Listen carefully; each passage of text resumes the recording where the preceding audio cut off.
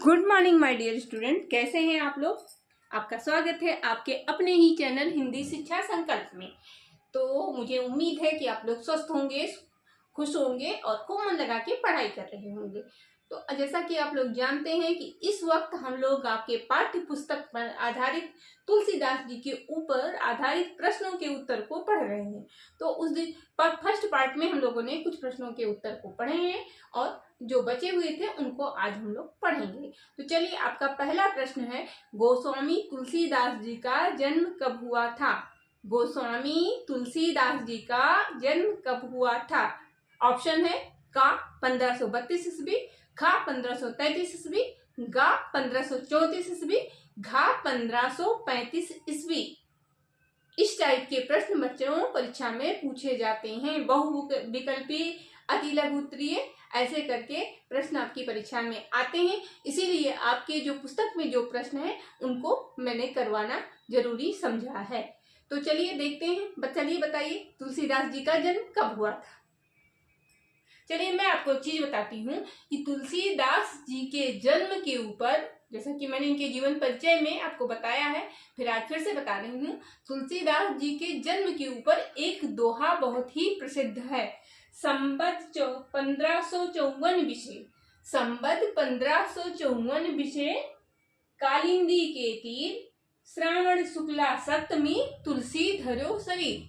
संबत 1554 विषय, कालिंदी के तीर, श्रावण शुक्ला सप्तमी, तुलसी धरो शरीर। तो बच्चों वहां पे क्या कहा गया है, 1554 विश्वी मतलब विक्रमी संबत जो होता है 1554, और अगर उसको हम सन में कन्वर्ट करेंगे तो वो होगा आपका 1532 ईस्वी, क्योंकि संबत और सन में कुछ वर्षों का अंतर होता है। वैसे तो कहा जाता है 57 वर्षों का अंतर होता है, लेकिन 1554 और 1532 में 57 वर्षों का तो अंतर नहीं है।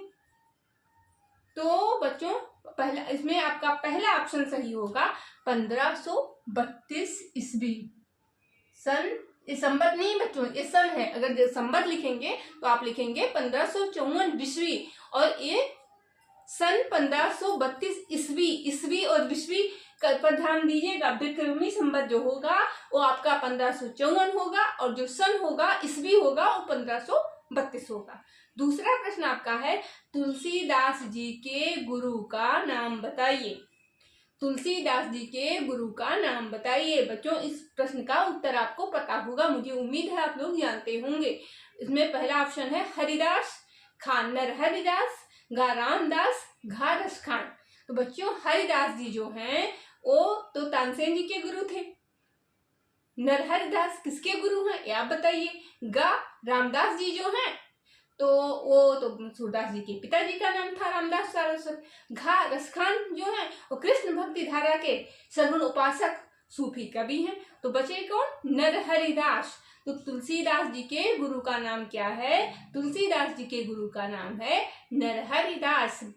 बच्चों तुलसीदास जी के गुरु जी का नाम क्या है, खा ऑप्शन आपका सही होगा, बाबा नरहरिदास तुलसीदास जी के गुरु थे। तीसरा प्रश्न आपका है, विनय पत्रिका के रचनाकार कौन हैं। तीसरा प्रश्न आपका है, विनय पत्रिका के रचनाकार कौन हैं। फर्स्ट का कबीरदास, खा सूरदास, गा तुलसीदास, घा श्याम नारायण। तो बच्चों कबीरदास जो हैं वो क्या कहते हैं कि इनकी प्रसिद्ध रचना है बीजक। सूरदास जी हैं वो कृष्ण भक्त धारा के कवि हैं। इनकी तो सूर सारावली, साहित्य लहरी और सूरसागर इनके प्रमुख रचनाएं हैं। अब बची तुलसीदास जी, और घा है श्याम नारायण जी, तो वो तो थाल सजाकर किसे पूजने चले भी उसके कवि हैं। तो ये मतलब ये वीर रस के कवि हैं।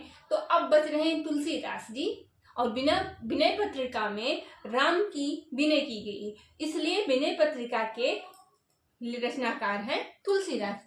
बच्चों विनय पत्रिका के रचनाकार कौन है, विनय पत्रिका के रचनाकार हैं तुलसीदास जी। अगला प्रश्न आपका है, तुलसीदास जी की एक रचना है। तुलसीदास जी की एक रचना है।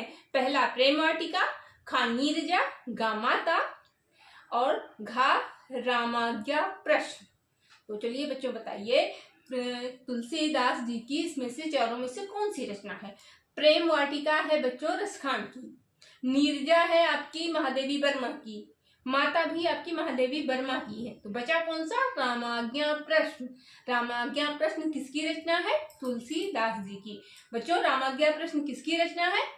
तुलसीदास जी की, क्योंकि का है जो प्रेम वाटिका और रसखान की रचना है, खा है नीरजा जो कि महादेवी वर्मा की रचना है, गा है माता वो भी महादेवी वर्मा की ही रचना है, और खा है रामाज्ञा प्रश्न। तो उसमें आपका चौथा विकल्प सही है, रामाज्ञा प्रश्न तुलसीदास जी की रचना है। पांचवा प्रश्न आपका है तुलसीदास जी की मृत्यु कब हुई? पांचवा प्रश्न आपका है तुलसीदास जी की मृत्यु कब हुई? 1620, 1621, 1622 या 1623 ईस्वी। तो बच्चों इसमें से चलिए आप लोग बताइए तुलसीदास जी की मृत्यु कब हुई। तो इनकी मृत्यु के भी बारे में भी एक दोहा बहुत ही फेमस है, बहुत ही प्रसिद्ध है।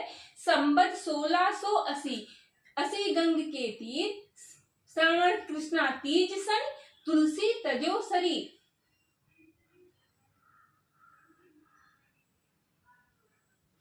बच्चों क्या है? संबत 1680, असी गंग के तीर, श्रावण कृष्णा तीज सन, तुलसी तजो शरीर। इसका मतलब ये हुआ बच्चों कि संबत 1680 है, असी गंग के तीर गंगा के किनारे, श्रावण कृष्णा तीज को, श्रावण मास के कृष्ण पक्ष के तीज तिथि को, उस दिन शनिवार को तुलसीदास जी ने अपना शरीर तजा।